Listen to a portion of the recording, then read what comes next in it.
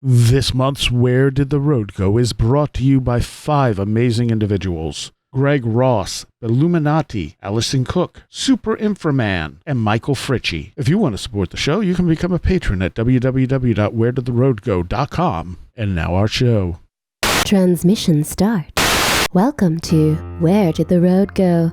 Join us as we wander off the path and explore lost history, consciousness, the paranormal, unexplained mysteries, alternative thought, and much more. We are present on the web at wheredidtheroadgo.com. Now here is your host, Seriah.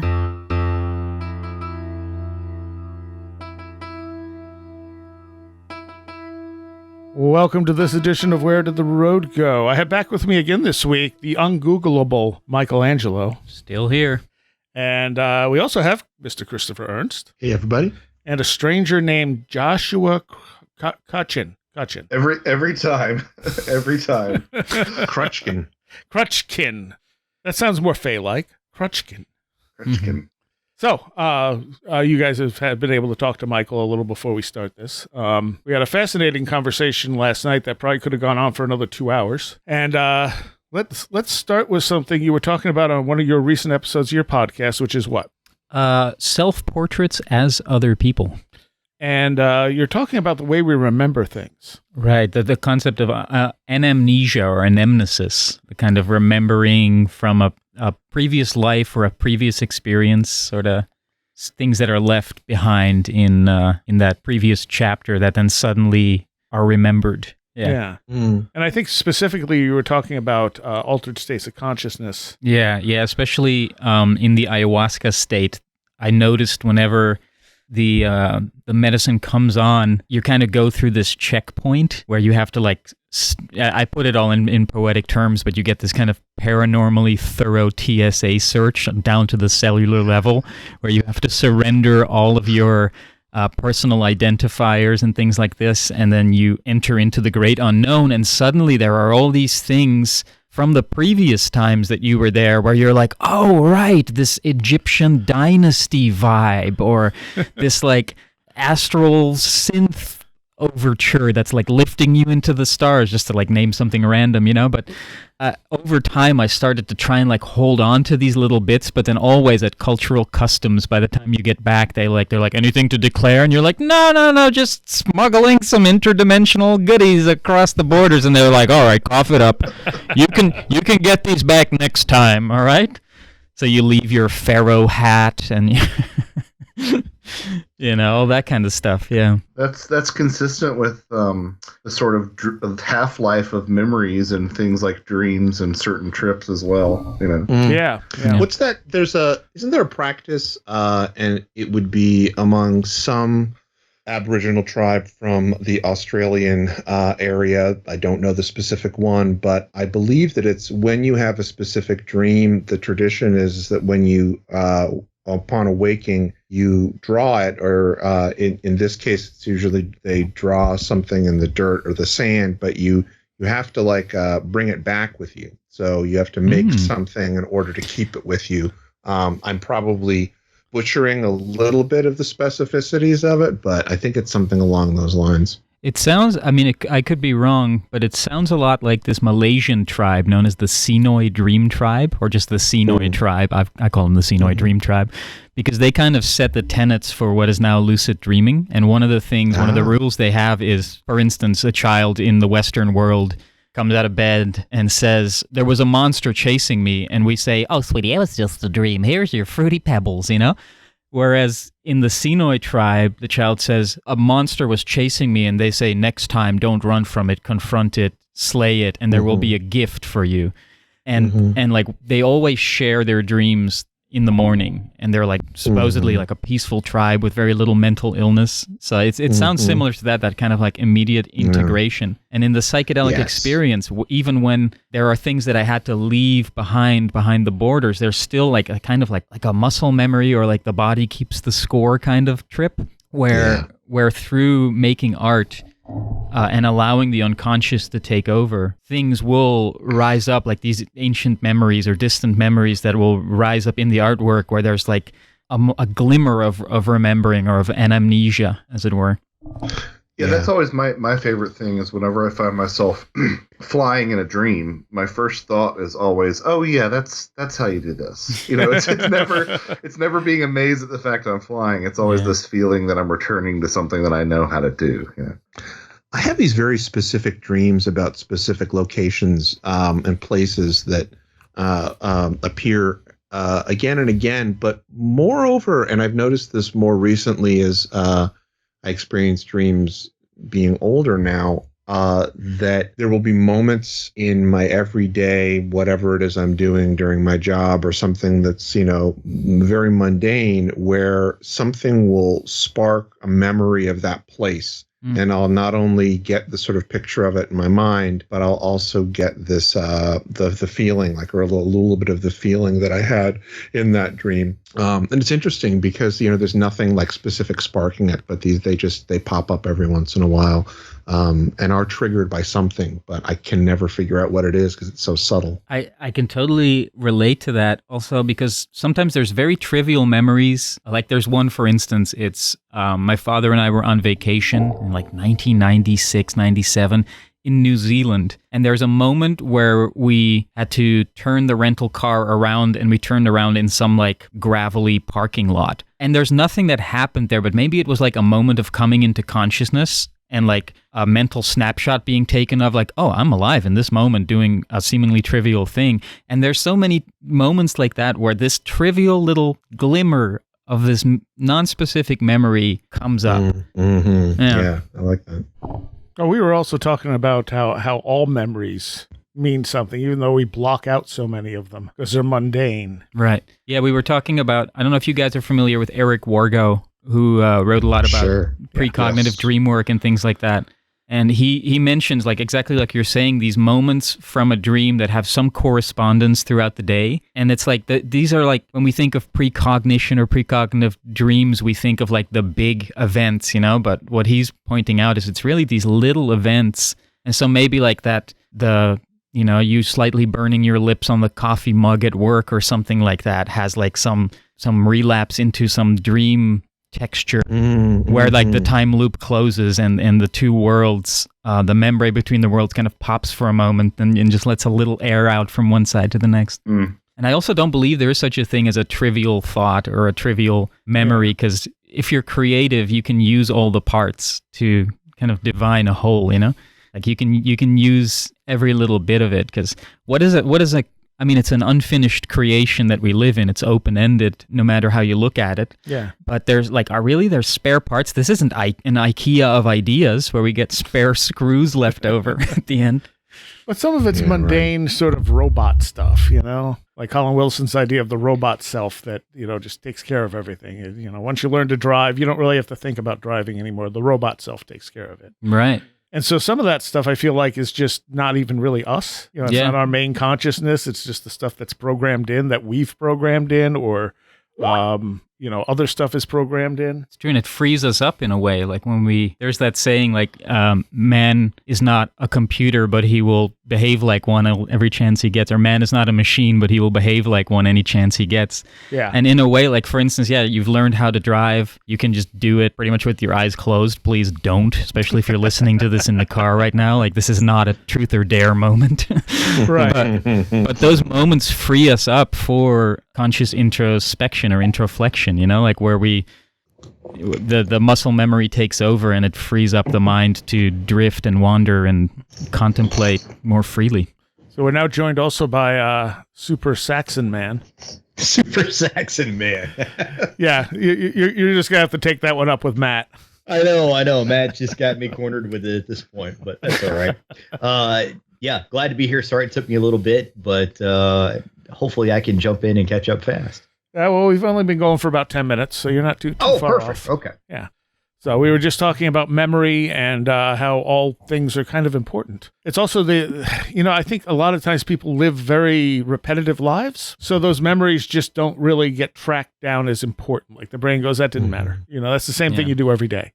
So unless, you get into a car accident on the way to work or something, it just kind of gets lost. You don't make a marker for it. And I think that's when people say, oh, time feels like it goes faster as you get older. It's because you're having less novel experiences.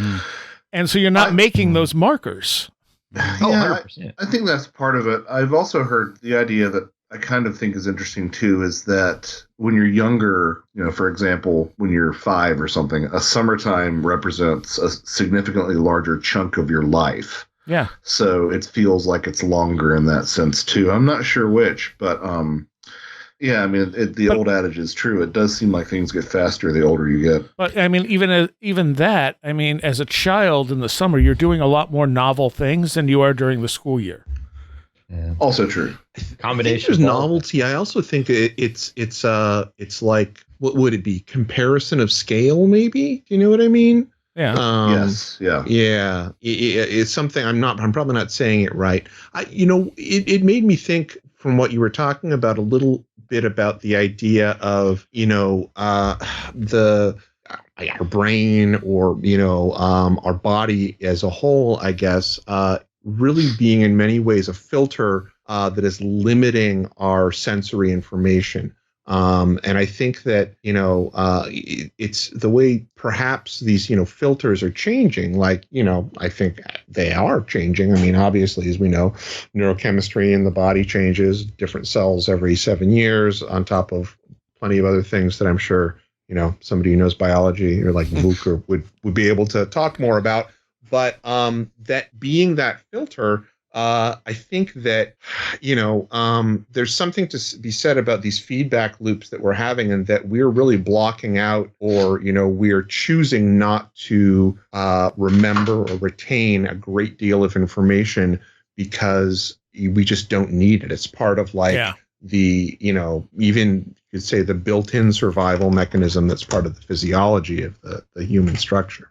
Not to mention, we're outsourcing a lot of our cognitive faculties and memories to our devices. Yes. Like, so often are we like taking notes on, so like in a way, taking a note of something is printing it out forever, like you no longer have to reference it because it's now stored somewhere and you can relearn it that way.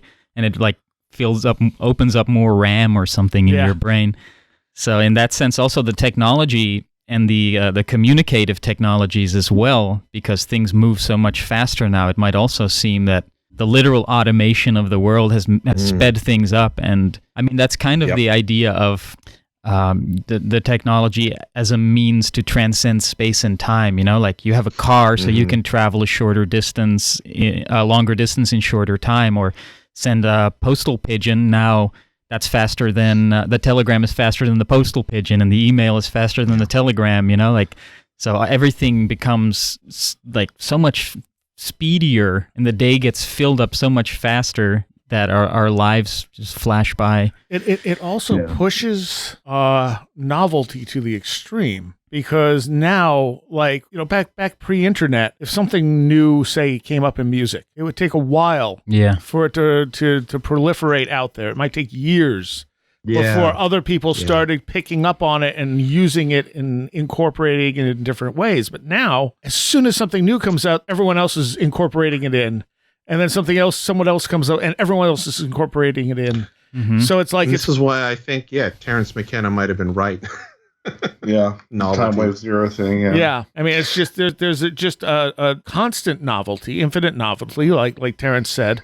Even though he pushed it back to 2012, 2016 was probably more accurate.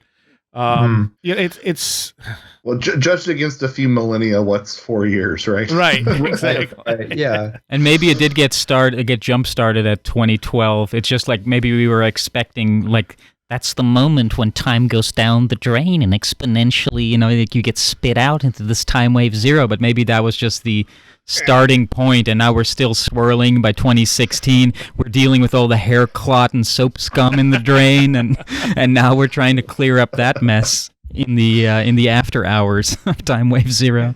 Anything the other Terence McKenna wants to say? I think I've been out Terrenced. I don't think I can contribute. All right, fine. I mean, there is something to be said about this sort of degree of novelty that we're dealing with, and I don't entirely discount the possibility that we're experiencing time differently. This is sort of the sort of thing that happens at the end of Empire.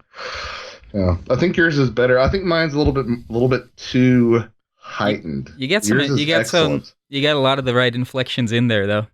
It's a recognizable. I appreciate it. We'll have a Terence McKenna off. McKenna off. The winner takes all time in a small object. It's funny, too, coming from the city just now, from New York City, where everything is fast-paced and, there's a happening on every street corner, to now being here in the countryside where you can just, breathe. You can listen to the crickets. Time dilates in a different way. And, the events, like I mentioned earlier, there was a donkey bleating in the distance that sounded like a bad saxophone player. And then there's the clip-clop of some Amish coming by in a horse and carriage. Did you hear the peacocks? I did see a peacock on my walk. Okay. But just like these moments are the events, are the novelty that presents itself. And if you live here, that's not even that novel anymore, but they're just like the cycles. The cycles are slower. Yeah. So time passes in a different way. I was thinking about this, and this might veer us into some different territory, but I was watching a really fascinating video on people of southern Appalachia and, sort of more specifically, I guess, mid-South Appalachia, because they were looking at western West Virginia and eastern Kentucky, and looking at the level of poverty that's there, and looking at the sort of just the lifestyle that's being lived there. And then, because this question's been in the back of my head for all this time, for a long time, why is West Virginia so weird? Why does West Virginia have a cryptid in every holler? And, I'm sure that the educated urbanite way to interpret it is to say, oh, well, they're just a bunch of superstitious folk. But I wonder if there's something about living in accordance with more traditional lifestyles that haven't embraced this level of novelty, where there is more of a sense of community, where you don't have as many intrusions of the modern world. Because there was this one family that this particular YouTuber was interviewing in this video that I was watching, where they said, the internet goes out for weeks at a time. And, sometimes, I don't have a landline anymore, but when I did, it would go out for a couple of days at a time. And I wonder if there's something about living with that relationship of not only interpersonal community, but being more in touch with the land has more to do with the level of high strangeness in a place like Appalachia than anything that we would sort of be reductionist and say, oh, it's, they're just a bunch of, superstitious, uneducated people, which is also an untrue stereotype in and of itself. But yeah, I mean, I don't think it needs to, because I feel like in some ways that verges on anti-intellectualism, which I don't think it has to be. I think it has more to do with the idea, and I think you're right, and I think it has to do with entanglement, is what I would say. You're entangled with less things. There are less things that you are not dependent upon, but really think of it, and that there are less things that you are interacting with that are causing sort of, might say psychic impressions on you, subtle impressions, entangling with you in a certain way. Because I do feel like you can live sort of a non-agrarian, non-rural lifestyle and have that be something. It depends on your poise and your attitude. And I do think you're right. I mean, I think you're very right about that, Josh. I think that it's, for me at least, I think it has to do with this idea of entanglement with things. I suspect that. I think this maybe. So let's be real. It's probably a variety of factors, right? And something that I've wondered for a while is whether or not the level of electromagnetism that's around us has something to do with it as well. I mean, I mean, I remember in one of her books on the jinn, Rosemary Ellen Guiley suggested that one of the best ways to keep the jinn at bay was to just sleep with the TV on, and and so when I've had some sort of spooky moments in my life, I'll do that, and it tends to kind of calm everything down. I don't know if that's me or if that's the phenomenon, but I do wonder if there's something to that as well. It is probably a confluence of factors. It is probably a confluence. You're right. If I can respond to two. Two separate points. Sorry. I was going to throw this out here real quick, kind of adding on to both what Chris and Josh were saying. When I was doing ethnobotany in Japan, we would take these really simple questionnaires around to different people in the countryside and in the cities, and it would be like, name plants to have medicinal properties, name animals you don't like, whatever. And what you ended up with more often than not was, if you were in rural areas, you would get more colloquial names for things, and usually a lot more uses too. Whereas if you went to the cities, and you could also look at this by age in the cities, the younger people were, the more they just listed off, plants and things that they learned in school, not that relationship that they had. But it Sure. tells you that there's absolutely intelligence in that other outside of the cities, non-structured education, because they've got all this institutional knowledge that they've built up. But also, I think you build a framework from that sort of localized knowledge in relationship that, might make it a little easier to decipher some of these things than you might not be able to do if you were in a city per se. But I just wanted to throw that out there. Yeah, I was going to touch on to something similar, which is kind of the idea of long time, and the way that maybe in those regions they're rooted in tradition and in, like folkloric tradition and superstition and things like that have been passed on through the generations. So there is this like longer time frame that they're connected to as well, which also probably changes the experience of the landscape. Your encounters with the ecology is very different, and that also, I think, affects the way that the time is experienced. The other thing I wanted to touch on to was the idea of keeping the jinn at bay with the TV on.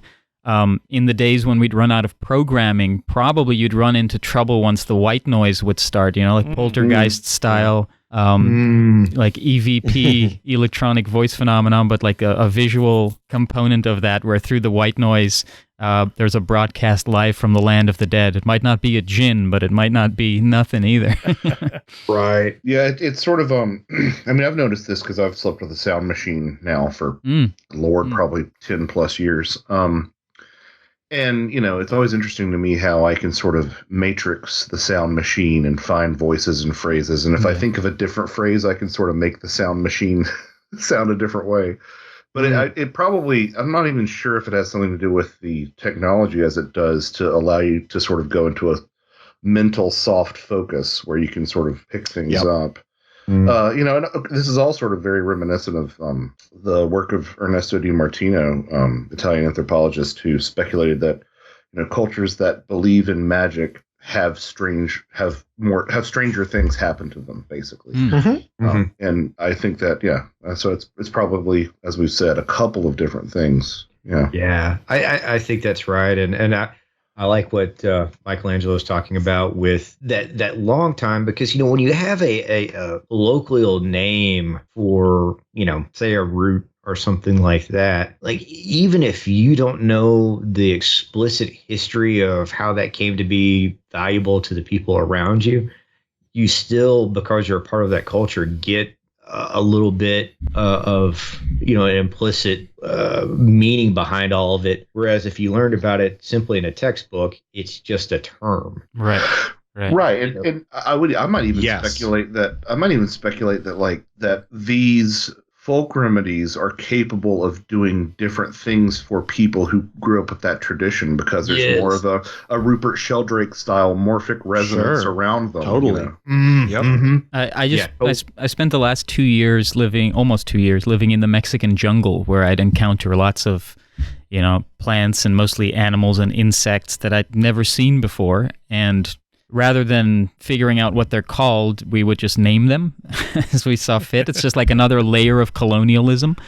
And then oftentimes I would come up with a description and put it in the search engine and try to figure out what it was, so that I have like some idea beyond watching its behavior of like what's already established. Like, is this one poisonous? Should I be playing with this centipede? This sort of thing.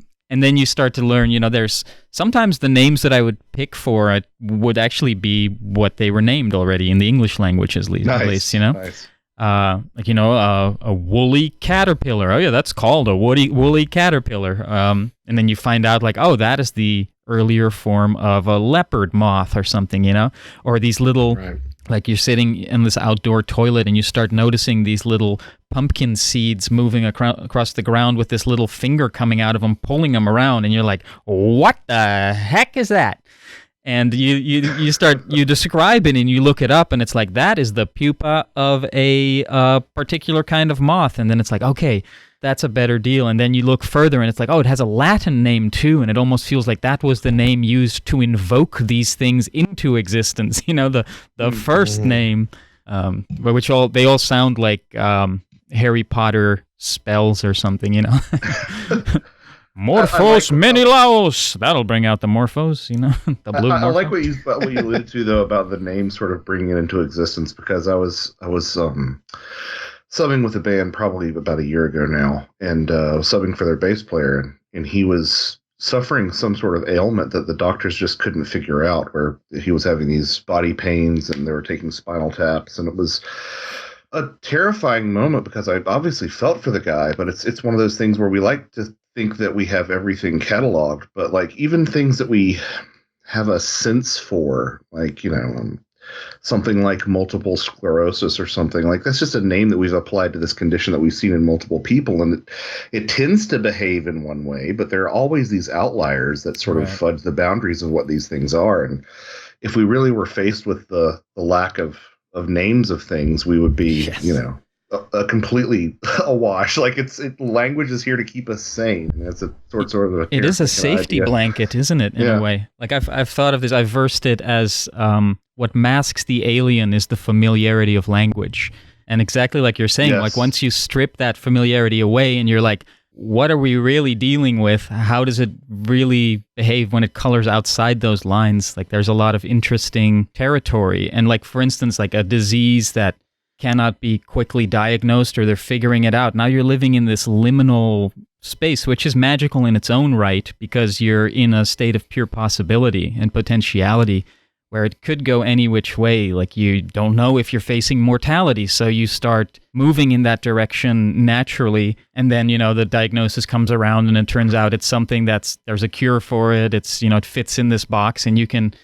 return to your baseline state, but you've gone through the motions of facing these possible realms, Yeah, this brings up something, and sorry, I'll step back and let other people jump in the conversation, but speaking English as a second language, I know you've been here for a while, but did you notice any personality shifts as you became more fluent with a different language? Because I've talked to a couple of my friends who originally spoke Spanish growing up who have become fluent in English, and they said that they noticed that there's something different about themselves when they're sort of immersed in this other idiom. 100%. I've thought about it a lot, obviously. Like growing up in the Netherlands, Dutch is my first language, and it was taught to me through my environment, through my parents, through education. It's like this kind of biological molecular telepathy or something, That's like the first way that we learn a language.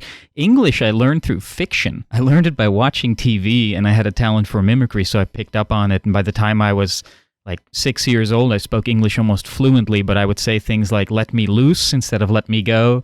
Or I would sing the theme song to Transformers, but I would sing about robots in the skies because I didn't know about this skies. Yeah.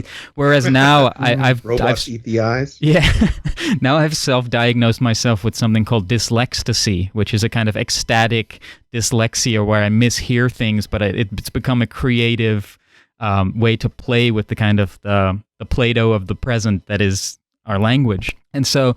At some point, I feel like there was this incubation period of my English self fueled by fiction that was more of a spirit language because it's fueled by fiction. It's unlimited. It's the like Wile E. Coyote universe is part of that. Like animations, TV, anything that happened beyond the screen was kind of this unlimited spirit realm. It's the closest place that our secular civilization or secular society has to a spirit world is what's broadcast on the other side of the screen. And so I think a part of me and why I came to the United States was to be a filmmaker, is to want to strike through the screen and walk on the other side amongst these these gods, these deified culture makers. And so I feel at some point that unleashed this almost fictitious self, this like performative person that, to some degree, personality is performative, but I think I took it to 11 in that regard. And there's a malleability in being able to switch between languages and counter-reference them, because the Dutch language is very much akin to Old English. So there are these like comparative etymological root points where it's easier to like deconstruct a language and then reconstruct, which I think is why I'm playful with the word. Yeah. Interesting. So yeah, what you said reminds me of there's this I believe he's an Italian musician, Adriano Celentano, who has this song called Prison Coloness and Chuzal, and it's sung in it's supposed to sound like English, but it's not really English. And you listen to it. Yes. It's a great song. There's a short film like that too called Squirrel, like SKWERL, Squirrel, and it's the whole time they're talking like American language, but they're not actually using the words. It's pretty great. You know, there's plenty of death metal bands where you're going, wait, is this not in English? Wait, I don't think I'm understanding any of this. And even if you're listening to Radiohead or something where he's kind of mumbling the words, like for the longest time, I loved these songs, but I thought he was saying something else. And when I read the lyrics and figure out that's not what he was saying, I just wrote a lyric. Yeah, nice. Like when you watch something that's subtitled because you don't know the language, at a certain point you will, at least for me, I'll feel like, oh, I'm understanding it. Like my brain forgets it's not understanding what it's hearing because I'm reading it along with it. Right. And then I'll like start looking at my phone, and then after a moment I'll be like, I don't understand what he just said. I actually have to watch the screen. Yeah, I do. You gotta read television. Or you know, when I was growing up, my family took me to see Shakespeare, and I was always, every time I'd go in, I'd have this like, not anxiety, but I'd be sort of dreading it because I'm like, I'm not going to understand a word that they're saying, and my dad would always say, give it a couple of minutes, and if the acting is good, you'll totally understand what's going on, even if you don't understand every word. I appreciated Titus. Well, I guess it was just called Titus, not Titus Andronicus. The movie that Julie Taymor made with Anthony Hopkins. That was one of the first times I watched a Shakespeare adaptation that I understood what was going on and could even, like, at that point, tap into the poetry of the language because it was so well executed. Because before that, it was always just, you know, it's also the thing about stage plays, they don't subtitle them. True. That's true. There's no interpreter in the sidelines giving you... But now you could probably get your phone to be basically a babblefish. Oh, yeah. I've got some friends that read, books that way from other countries where they just do the, visual translate over their whatever it is. Oh, yeah. And I forget that you can even do that. There's probably some things lost in translation as well. Oh, sure. But that's going to happen even if a human does it. Yeah, true. Which is also where the fun happens a lot of times, when you there's like a homonym or something and you happen to catch the wrong one and that just changes the whole context of the thing. Right. And I mean, Ich bin ein Berliner. Yeah. Yeah, exactly. I am a donut. It's one thing when you're translating languages that all have the same root language, like Latin, versus when you move to, like, say, Asiatic languages, which have completely different structures, and then you're translating them into other languages, which is the whole thing about, something being made in China, and they translate the Chinese to English, and you're reading it going, well, this was clearly made in China, because they're not doing any controls. I love that. That's one of my favorite things. There's it's called like Ingrish.com or something like that. Some of the funniest stuff. There was an episode of News Radio back in the day where Jimmy James, the head of the radio station, put out a book and it flopped. But then it got translated into Japanese and it did great. So his idea was, let's translate the Japanese version back into English. And he gets it, and he's doing a reading, and it's just ridiculous. And it's like, oh my God, I think this is one of the funniest episodes ever. Yeah, it's like the Monty Python joke that they used to kill the Germans, and then the Germans try to reverse engineer it. That's right. But they don't have the delivery for it.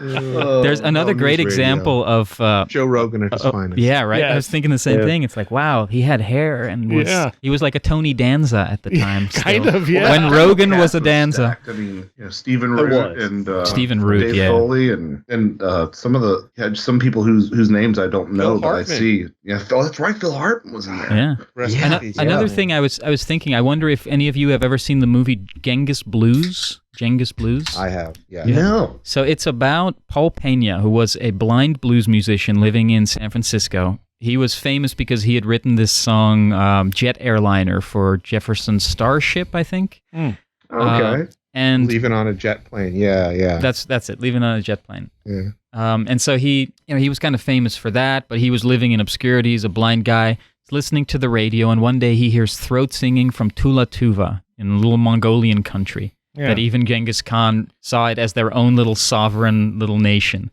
And he was so taken in by this that he wanted to learn more, and he started learning to throat sing, and he wanted to join their competition in Tula Tuva. But to write them a letter, like, he couldn't write in Tuvan, so he went to the library and he could only find it translated. He had to like translate from Tuvan to Russian to English in Braille. Yeah. And he did wow. it. And then he ended up going to their country and joining in their competition. And it's like, that movie is a triumph of the human spirit, man. Yeah. It's really moving. Yeah. The effort he went through. And throat singing has now caught on big time in metal music over that's the last cool. few years. It's the Who, right? The Who is the big one right now. Before that, it was big one, Tenger yeah. Cavalry. Not the WHO, the HU. HU, yeah. They're the big ones right now because the main guy from Tenger Cavalry is gone. Wow. But they were the ones. They were from Mongolia and came here, and I think he was the only original member that came here, and then he built a band. In fact, they're one of my friend's favorite bands, and he ended up playing with them. He ended up being the bass player and playing Carnegie Hall with them. Wow. That's very cool. I could It see was how it was that a tells. jet airliner for Steve Miller Band that Paul Pena, and I only know that because the dude was born I have a lot of family in Cape Cod, Massachusetts, and he was born there. He was like from there, and so I knew that I wanted to get it right for him because I knew it was a wrong song that I attributed to them. And the thing too about like translating and stuff is that it is so hard to always get the right context. So when you're looking at really ancient cultures, I mean, you take something like the Bible, how many times has that been translated, retranslated, re-edited? Right. So it's like we have no idea what the original really said or what the real meaning behind some of this stuff was because it's been through the grinder, really. Yeah, it's when you think of like the way like cancel culture nowadays when we look back at a movie from the 70s and we're like, you can't do that anymore. Mm-hmm. That was wrong. And you're like, it's the same thing. Like every time the Bible or some old text gets translated, it gets updated to the modern cultural mindset. Yeah. And it's like a game of telephone where then by the end of it, we're dealing with something completely different. Yeah. Which is unfortunate. That's why it's interesting if you look back because I mean, some of the stuff that was found very recently, and I'm not talking about the Dead Sea Scrolls, but like the Nag Hammadi Library. I mean, that was like in the 50s, I think, right? And I want to say there's been stuff more recently too. Even more recent, yeah.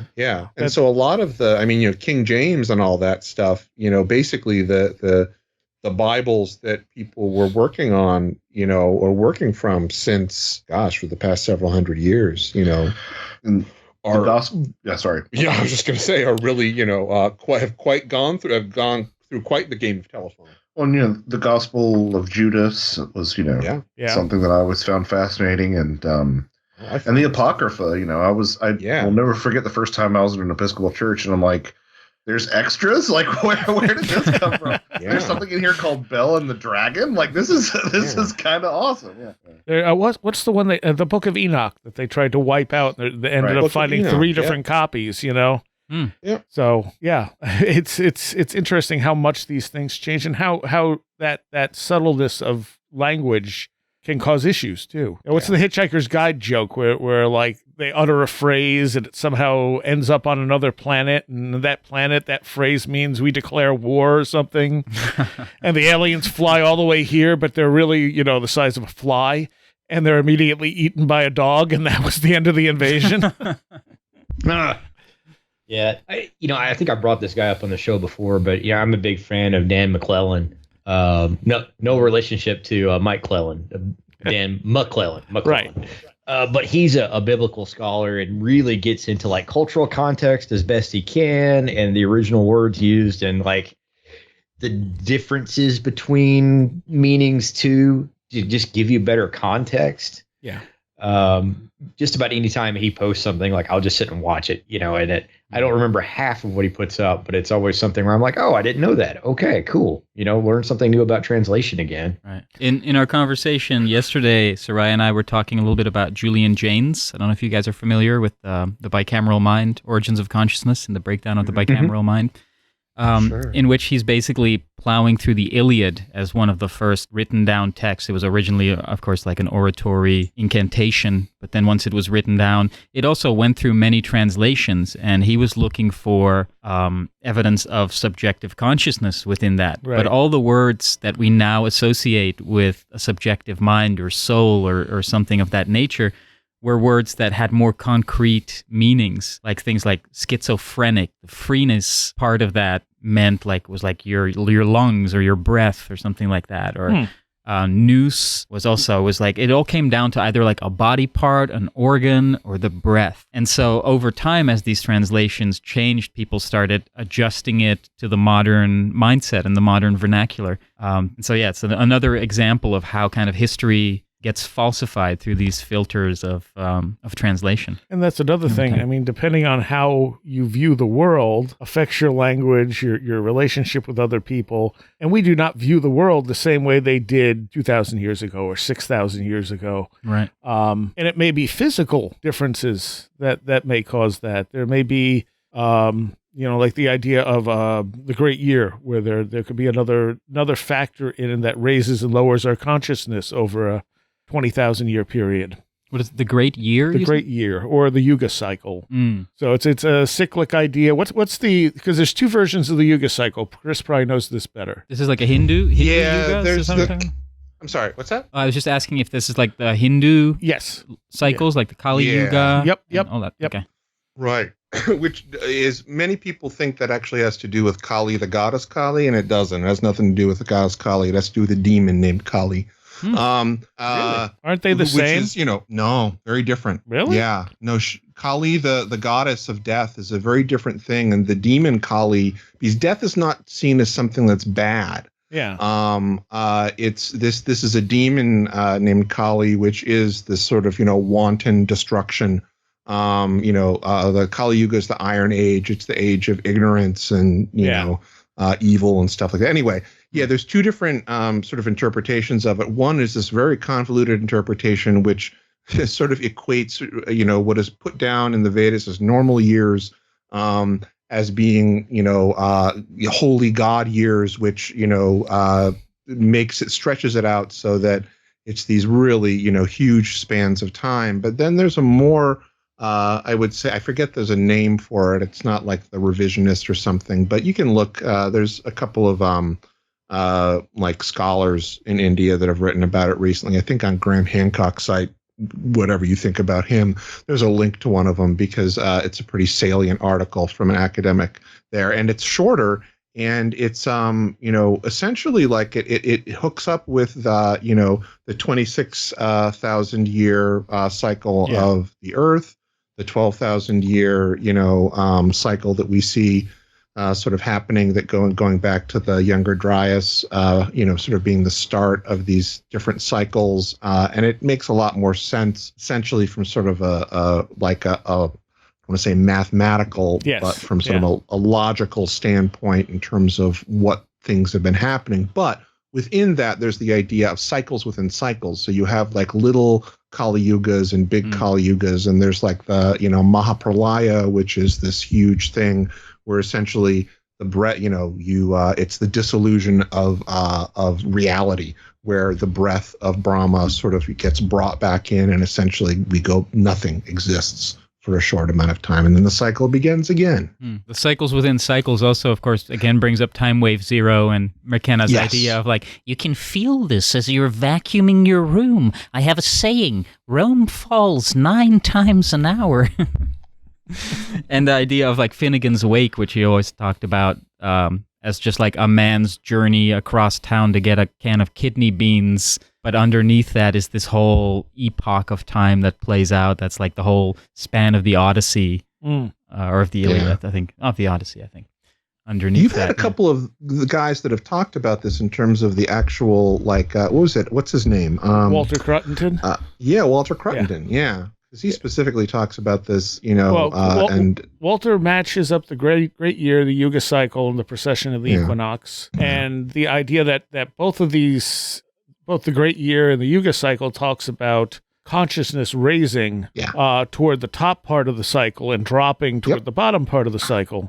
And he relates it to possibly being in a binary star relationship. His pick is Sirius, which makes the most sense to me as well, because there's some very unusual things about Sirius. So the idea that, like, I look at Robert Schoch's work that he did. He did a study on psychics, and found that laboratory psychics, like when a psychic is tested in the laboratory, they do better during high solar activity than low solar activity, like consistently across the board. So his comment was, well, either this is real or there's been a conspiracy since the beginning of psychical research for psychics to only do good during high solar activity. Was this book called The Psychic Cycle? Because that would have been a good title for it. No, it's not. I forget what it's called. But so if you're adding in another sun coming closer to us, that might be raising our consciousness in a different way that our single sun can't do. You know, I mean, because we don't know. We don't know what how all this stuff influences I think of that often, the idea of like two moons, two suns, like just how that would change our whole experience and the whole makeup of our being. Yeah. Laird Scranton has something similar in his more recent books, but he looks at it from a different angle, I think, where he's saying that there's like essentially like there's something about our proximity to the spirit realm or something like that. Does anybody know what I'm talking about? Yeah, he also talks about us being in a multi-star system that moves around a common center of gravity, along with Sirius. I think he said Bernard's star, and one of the other ones as well. So his is a little more, expanding on the idea a little bit more. Yeah. I knew it was sort of another version of it, but he specifically goes in. There's this idea of like there's this other world that we're coming, like the world of spirit that we're coming into contact with, or something. I'll have to go back and look at that, but it's one universe unraveling, and so Laird takes his ideas from the Dogons.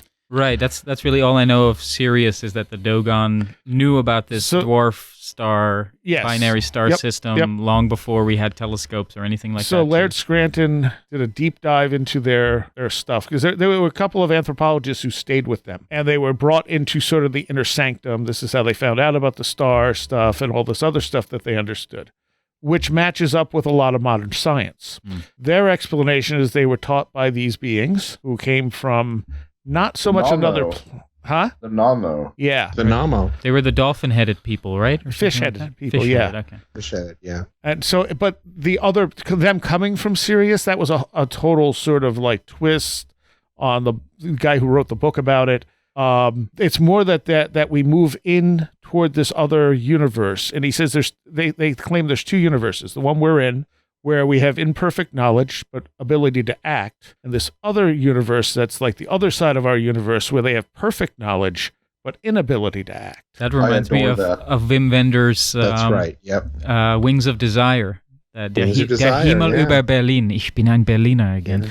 Yeah, that's the story that was later remade. Talk about translations or lost in translation. Later remade as City of Angels. They had with Nicolas Cage. Yeah, right?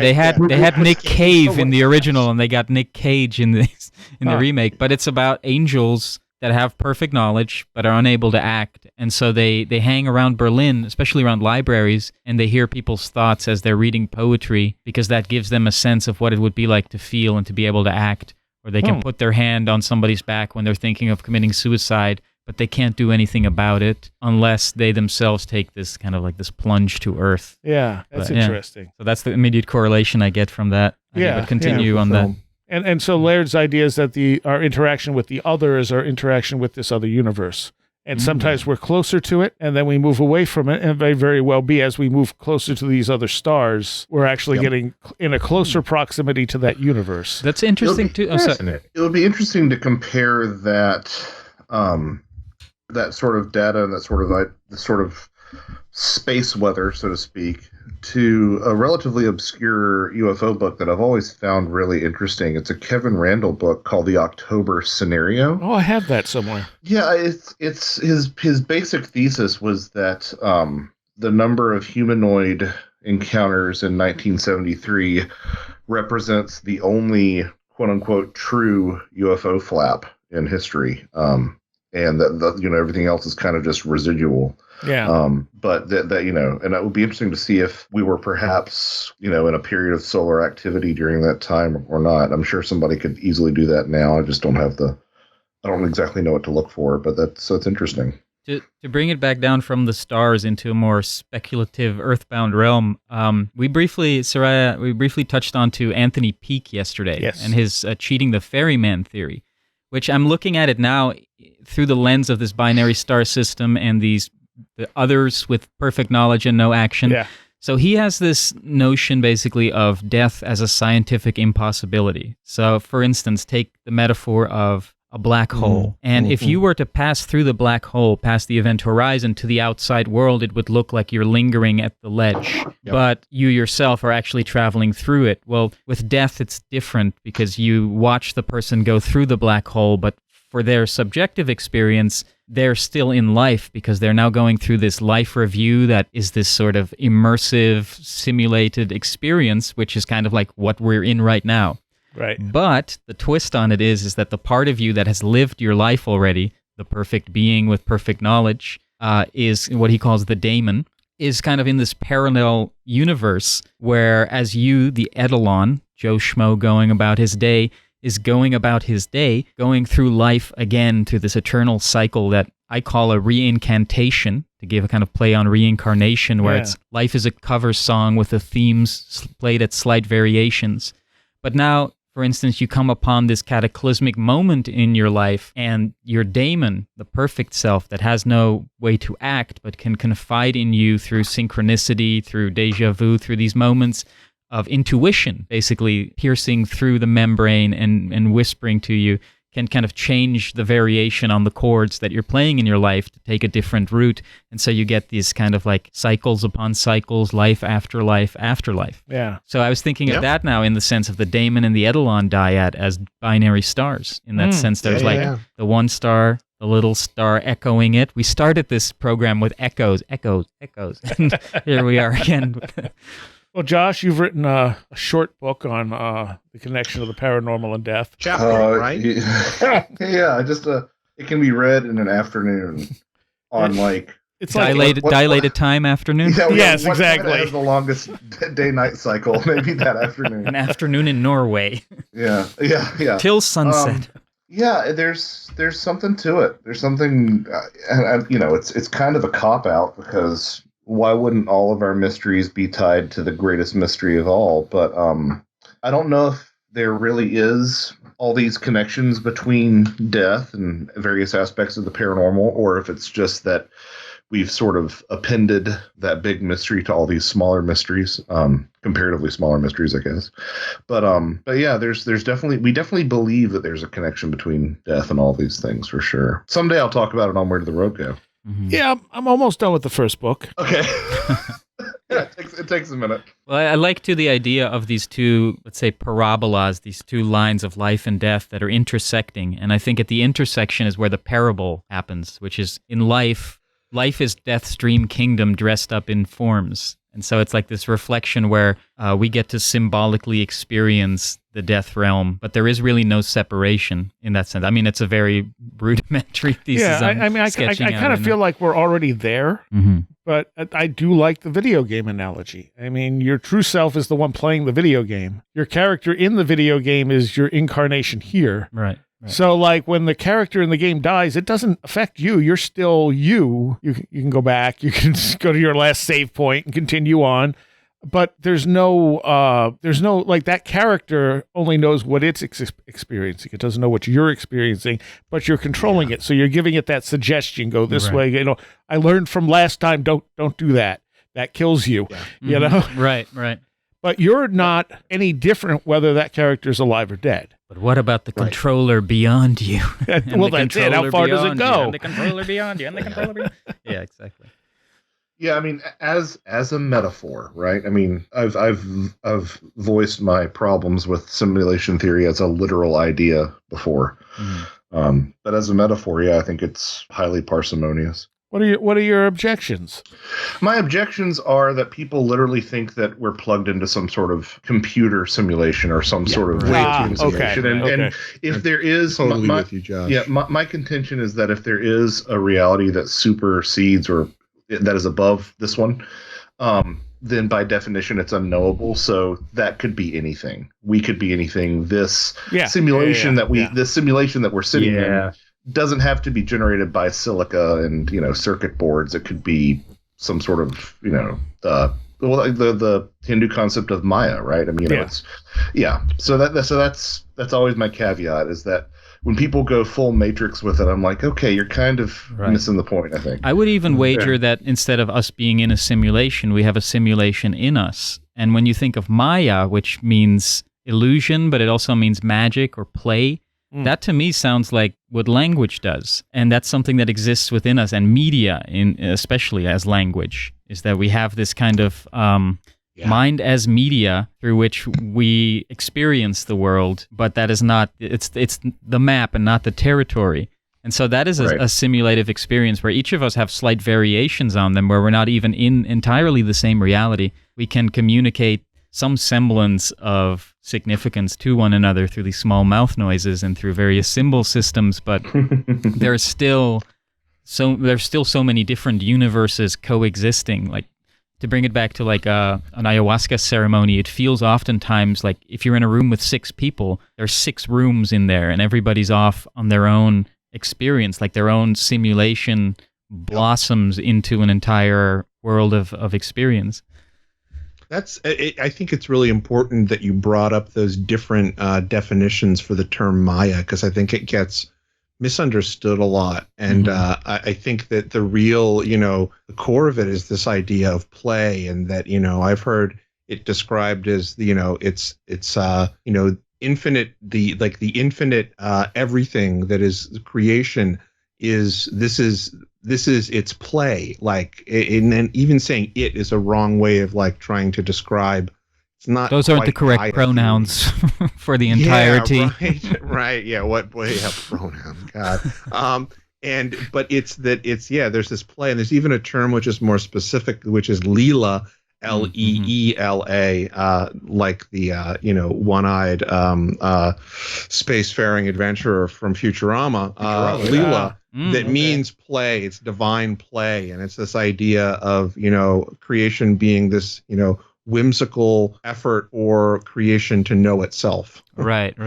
That's similar to the Vedanta philosophy, right? Yeah, very much so. Which I've termed that the DID deity. It's like a deity with dissociative identity disorder, the one who is lonely as the one and only, so it shatters and fragments itself into a million parts to be able to talk to itself, like we are doing right now in this room, with a few disembodied voices coming in and losing itself in play, like Alan Watts would point out, like an actor losing itself in the role that it's playing. Yeah. But I think even the idea of like persona, the idea of the individuality is not there. It's more, if you really get down to the heart of Vedanta, I think it's talking about like a system. It's something that it's multiple. It's not like some god cloud. You know what I mean? It is not a singular being. It is beyond singularity. There's sort of like this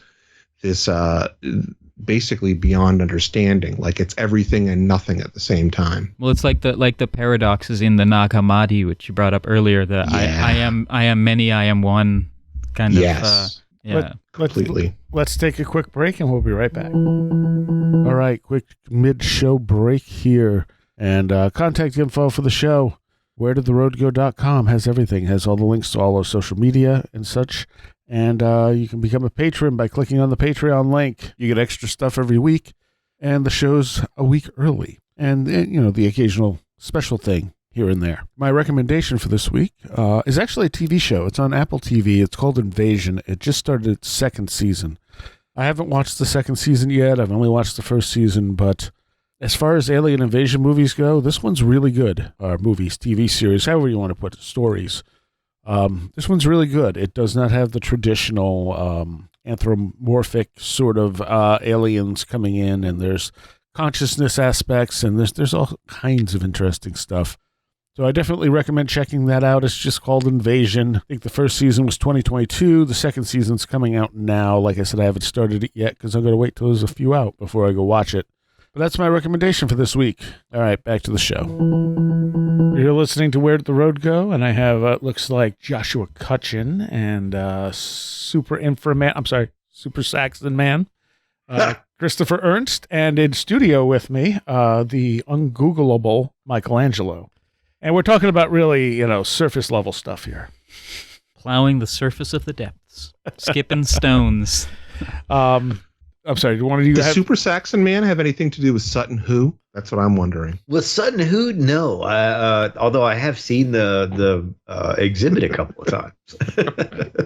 I don't know what this is. Sutton Hoo is where the Super Saxons were. Josh, do you want to talk about Sutton Hoo? Yeah, if memory serves, it's the one of the largest, or might even be the largest collection of Anglo-Saxon artifacts. Okay. Found in Suffolk, I believe. Mm-hmm. And is this the one that the miniseries was made about? They did a Netflix show on it. Yeah.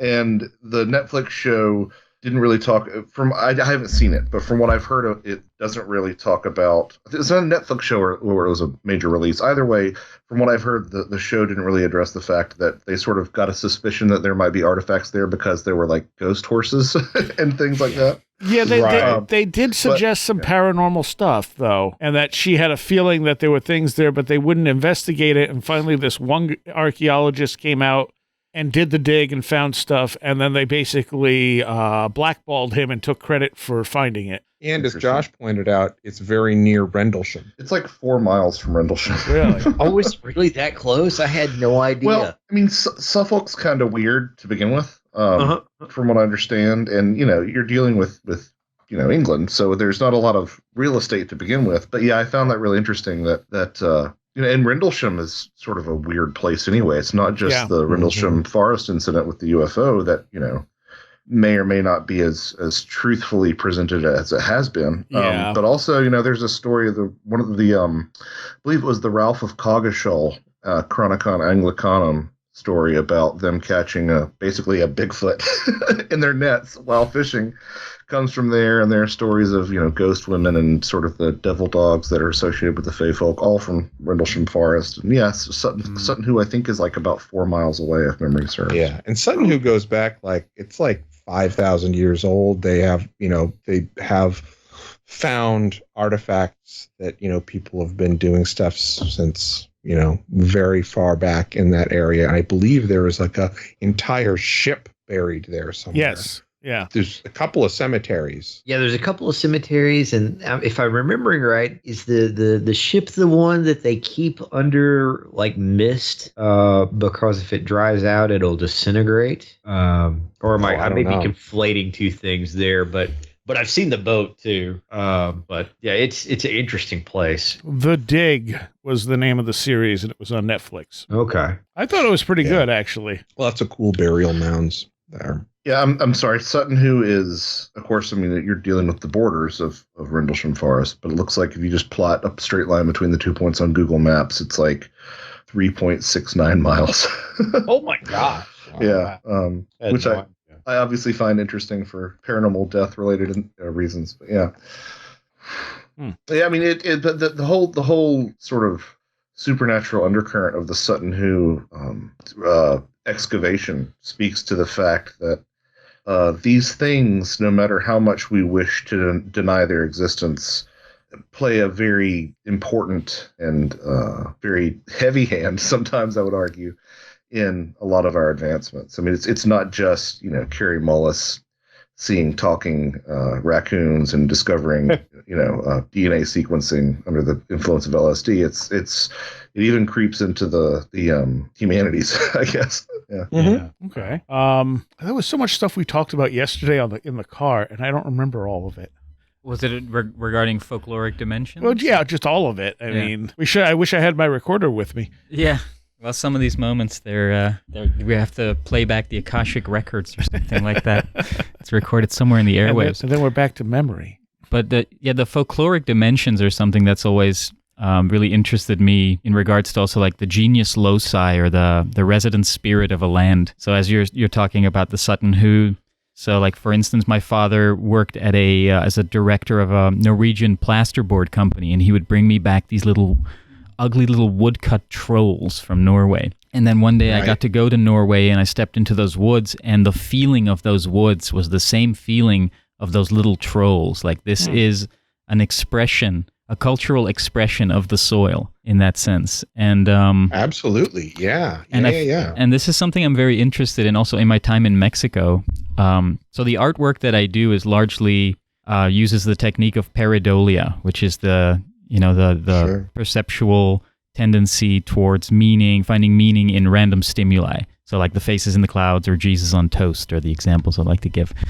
And so I would start to encounter beings in kind of the elemental interface of the environment in the jungle or in the stones that were used to build the walls in the place where I lived. And the aesthetic of these, and also as they came through in my art, I found later on were very akin to, for instance, the idea of the Alushas or the Cheneques. Alushas is more the Mayan lore. Cheneques are more the Aztec lore of these kind of gnomes or goblins, or similar to what in Spanish would be the duende, these kind of like gnomes, these like mischievous protecting beings. I know that either the Cheneque or the Alushas are also considered like golems. Like they would build a little clay figurine, and then if they would come back and it's gone, they know that it's now alive and it's protecting the place. But after 7 years, you gotta board up their hole where they live, or otherwise they turn evil, this kind of thing. Like the thing that protects you becomes a menace. So I find it really interesting to go different places and engage in different ways with the land and create with the land and get to know the various emanations or manifestations of the land's ambassadors, but through the lens of my own creation, and then find the similarities to the already mined cultural database of these kinds of things. Okay. Well, an idea that I've played with, and I'd be interested to get your take on it, Michael Angelo, is that something I try to stress to friends who say things like, "Oh, it's just pareidolia." Like, I understand that argument fully, and there's obviously we see that every day, but sometimes I wonder if pareidolia isn't a yes and sort of situation. In other words, yes, it is your mind sort of matrixing patterns that look like faces, but you also might be the literal thing that inspired people to interact with an intelligence from beyond, and it might be the way that the intelligence from beyond actually interacts with us is through the creation of these. I think it's exactly like I touched upon earlier, that suspension of disbelief moment, like we were talking about the undiagnosed disease that you're living with and you don't know quite the reality that you're facing with it. Like similarly, I think in the pareidolic reality, you're in the middle of the night, 3 a.m., you wake up, the pile of clothes is a man sitting over there. Right. In that moment where you're kind of, you're still surfacing from your dream world, and the dream world is kind of cusping over into the waking reality, you're entertaining for a moment the reality of that. So I think there's very much truth to what you're saying there, but also, and I just gave this presentation on this idea of pareidolia as a daemonic interface, and to give kind of the talking points on it, like the main takeaway is that, it's all in your head, it's just pareidolia. But here's the kicker. The faces in the clouds are not just projected into the clouds. The clouds are sensorially taken in, and in your brain they are processed with your own associations worked into them, then projection mapped back into the seemingly external world and glazed in a veneer of assumption so as to hide the fact from just how out there it is, showing you that reality isn't necessarily an objective thing, but it has been objectified by your subjectivity. And so the powerful reality for me is that I use the example of Don Quixote, the man from La Mancha, which funnily enough, La Mancha means the stain, and I do this practice called stain spotting, where I'll find like a street stain and then I'll outline the forms that I find in there. But this is what I call quixotification, because Don Quixote read so many books that he couldn't tell the difference between the reality and the reality of the literature he had taken in. And similarly, I feel like I've been inflicted by synesthesia, and I don't mean the cross-wiring of the senses, I mean C-I-N-E-sthesia, the cross-wiring of reality and cinema, the mind as media idea again. And so the Kino eye. The what? Are you familiar with Dziga Vertov's idea of the Kino eye? No, I'm from not. Early Soviet cinema. No. Yeah, it's sorry to interrupt, but it really reminded me of that when you said that. K-I-N-O, the Kino eye. Oh, Kino. Yeah. The German word for cinema, Kino, for the theater. Yeah, so it's what pareidolia reveals to us is how the world that we consider to be external and consider to be objective is actually battered in our own associations. And battered is in double sense, battered as in batter and also as in assaulted by... And so the world is, in a sense, non-sensual or non-consensual, taken in by the senses, altered, and then assumed to be out there. So to say, it's just pareidolia, it's just in your head, well, it's all in your head, in that sense. We're all in our heads, and we're thinking outside of our heads. So I find there's something very profound about something that can be considered inane, because Faces in the Clouds, it's a fun game as a child, But I think there are... practical magical implications to recognizing that, because the distinction that I make then too is, okay, so you saw Jesus on your toast. Now, if you acknowledge that this is processed first through the brain, then you can acknowledge that Jesus isn't actually on your toast. Otherwise, you're dealing with what I'd call pareidolatry, where you've now idolized the reality that you've perceived around you as real, rather than as acknowledging the wiggle room, the liminal space within that of your co-creation of this reality. Sure. Yeah, it just further underscores this false dichotomy that we have, internal versus external. And I don't really know what I'm basing this on, but I get the sense that that barrier is breaking down a bit, just in terms of the climate in the room, so to speak. And I don't really know what I have to base that on. Maybe it sort of goes to our conversation that we had earlier off the mic, guys, about, sort of consensus reality breaking down. But I think that is an important step to understanding a lot of these phenomena, to realize that these things can be, perhaps from your head, but not in your head.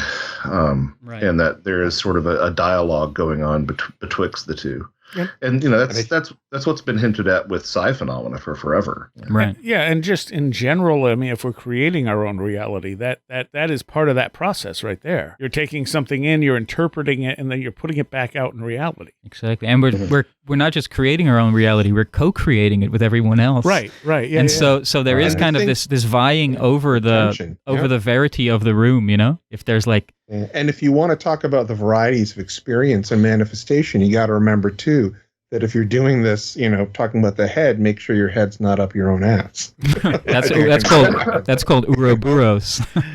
Right, but I mean that seriously, and that you're going to have it's going to be if you're having that I guess the state of where you are and how you're sort of projecting yourself, or going through this process that you very well described, Michael Angelo, is that it would be if your head's up your own ass and you're kind of you're looking at being destructive, or you're trying to manifest things that are negative, or you're not even thinking about manifesting things that are negative, but your outlook is in a way that sort of is infringing upon other people's right to thrive. Right. It's going to create this sort of wide variety, because I've just take one example: abductee experience being positive and negative. True. It also puts me in the mindset, and this sort of ties back into our earlier discussion about cycles. This This idea that Charles Fort put forth, this idea of dominance, that not dominance, but dominance with a T at the end. This idea that as we progress through different ages, things literally become true or untrue depending upon not only consensus reality, but, so in other words, it's not that magic was always true and just lurking in the background. For a while during the dominant of science or whatever, it actually becomes less true. And then as we progress out of that dominant and back into a dominant of witchcraft or something, which I believe was Fort's actual term, that it actually becomes more true than some of the other things that we've seen in science. And, maybe that's what we're seeing with the replicability crisis. I don't know. What is the replicability crisis?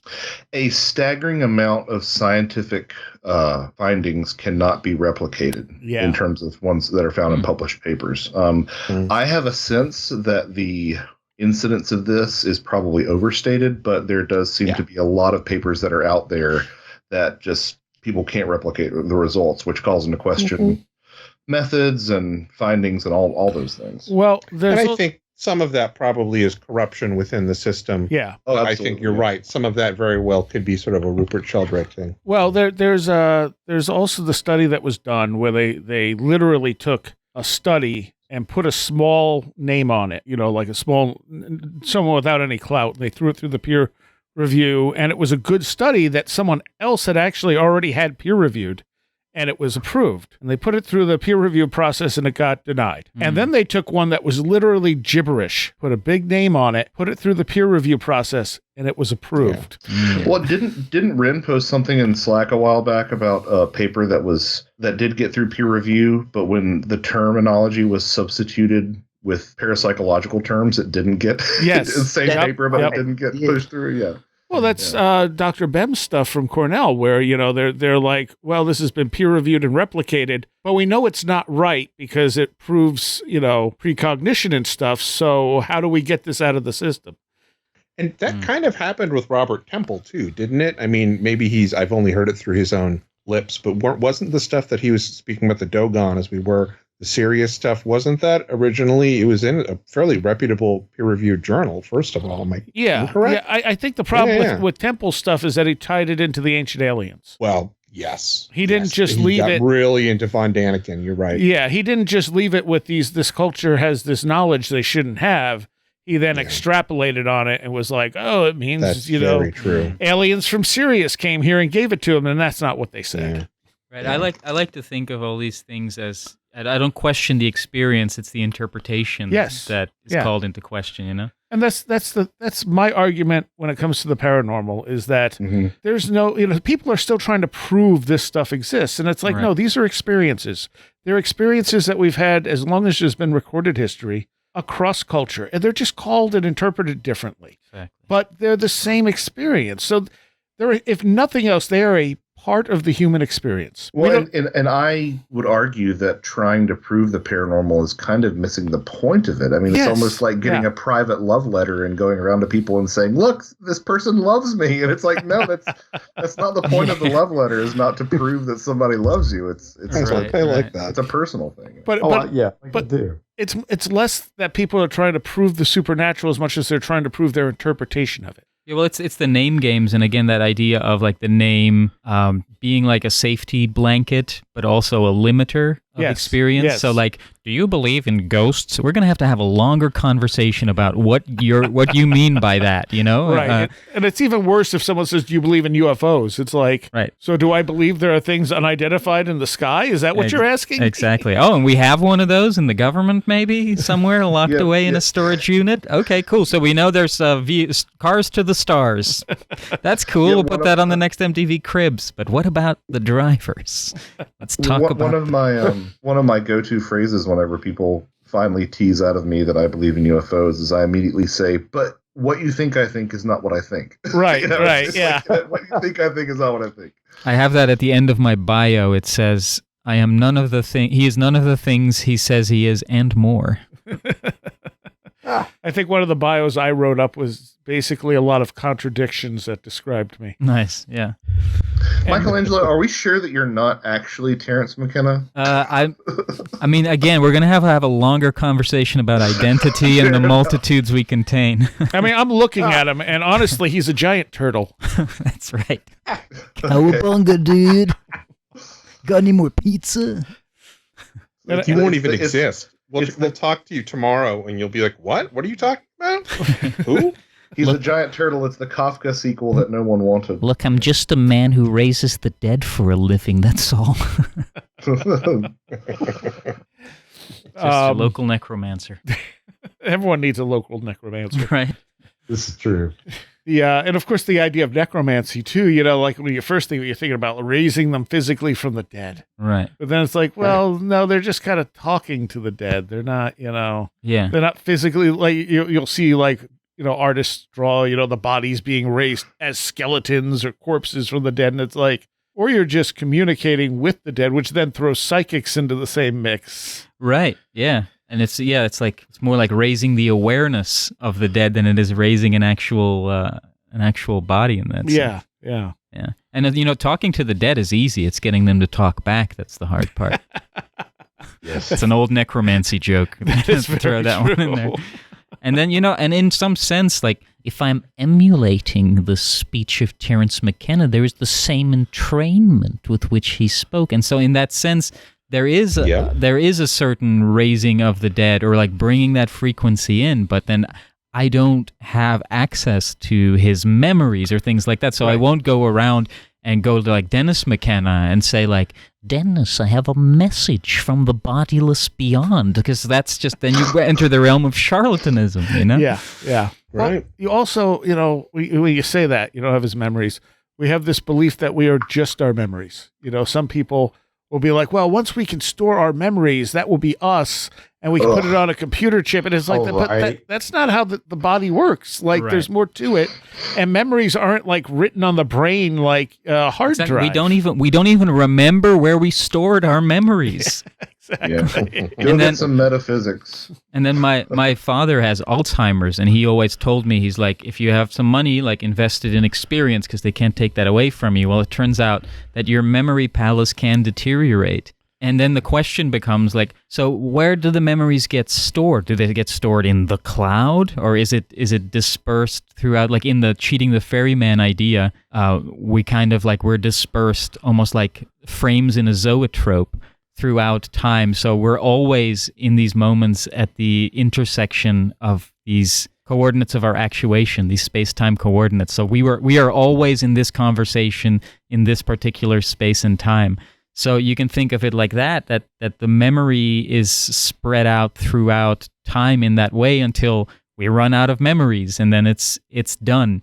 And also at times, for instance, if I feel called to travel somewhere I've never been, and then I find myself, like I went to Mexico, and I recovered and remembered parts of my dismembered self in a way, of my memories that I had forgotten about. So then it feels like maybe my mind got blown to smithereens at some point, and parts, like a scattered trash bag, parts of my memory like got stuck in a tree somewhere in the Yucatan, and then when I got there, I got to reclaim that. So that's the video game you're playing. You're going around the world collecting your memories. Collecting my memories. Oh, they got away again. Quests. Yeah, exactly. All right, we're just about out of time. So ungoogleable, Michael Angelo, where can people find you? TheUngoogleable.com is where you find all the little portals to all the links to films, books, writings, music, and of course the social medias. And Josh? It's not as good as the ungoogleable. It's joshuacutchin.com, JOSHUACUTCHIN.com. I have a new novel, or my first and only novel, I suppose. Currently, when is this going to drop, Seriah? It might be out by this point. The end of the month. Yeah, so it's probably out by now. It's called Them Old Ways Never Died. And I think listeners of Where Did the Road Go will be very interested in the subject matter. Are Faye involved? You know me, so like, what are the Vegas odds on Faye being involved? Chris, where can people find your stuff? All the same things. Go to brightrectangle.com. Okay. And Super Saxon Man, if people want to, I'm in the Saxon cave. You've got to use the signal to get my attention. Oh, okay. But I you can find me on Instagram. That's probably the best place. And I'm on Facebook, and I hang around the Discord too. Awesome. All right. Thank you all. Thank you. Thank you. Absolutely. I want to take a moment here to thank all of my Patreons. Without you, this show would not be possible. And I want to give a special shout out to those of you pledging $10 or more. Greg Ross, Billuminati, Leanne Cherry, Matt in Delaware, Allison Cook, Super Inframan, Tim, Matthew Sproul, Andrew Nichols, Christine, a blue second-gen MR2 drifting around a Japanese mountain, Patricia Giaquinta, Alex Whitcomb, American Rambler, Andrew Maines, Ann Witowski, Barbara Fisher, Beverly Williamson, Big Boy Limina, Bright Rectangle, Charles Davis, Charles in Florida, Land of the Crazy and Communicable, Craig Cicernos, Craig Parmenter, Diane B., MTK, Eric Citron, Eric Todd, History and Coffee, J. Otto Bullitt, Jack Huntington, James Lindsay, Jim and Sophie, John Mattingly, John Bracken, Carla Mahoney, Kevin, CJ, Kevin Schreck, Cool Kitty, Kristen L., Laser Printer Jam, Lauren McLean, Linda, Linz Jackson K., MJ Armstrong, Mark Bowley, Mark Brady, Mr. Weird, Oli Andre Olar, Paul Jeffries, Philosopher of Mirrors, Wesley, Riker and Stark, Ron Dupre, Sam Sharon, Schmooples, Devourer of Mortal Souls, Seed Person 1, Stacy Sherwood, Tactical Therapist, Deller Bell, Thunderboy, Tyler Glimstead, Varosh K., Vincent Trewell, Will Gebhard, Will Powell, Ren Collier, Annabelle Smith, Caroline Walker, TDT Skunkworks, A Crocodile, and Craig Sagastumi. Thank you all so very, very much. There is a Patreon segment to go along with this show that will be up later for Patreons. I want to thank some new Patreons, Janet Shaw Binns, Mark Bowley, and 36 Dingo. And if you want to become a patron, it's only $3 a month. And you can do so at wheredidtheroadgo.com by clicking on the big Patreon link. You can also find everything Where Did the Road Go related there. And if you're into heavy music, check out my music show. That's at thelastexit.org. See you next time. You have been listening to Where Did the Road Go? This show is made possible in part from our Patreons, and we thank you and everyone listening for helping us continue this exploration of the strange. You can always find everything Where Did the Road Go related at www.wheredidtheroadgo.com. And thank you so much for your support.